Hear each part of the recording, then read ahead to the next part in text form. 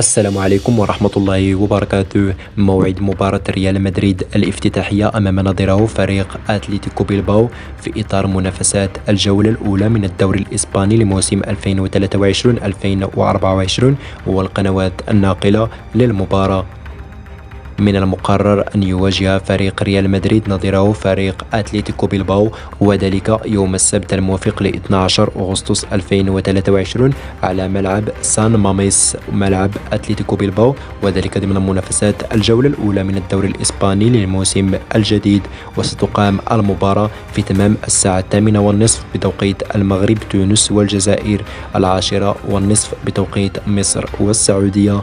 أما بالنسبة للقنوات الناقلة فتنقل جميع مباريات الدوري الإسباني لموسم 2023-2024 عبر قنوات بي إن سبورتس القطرية.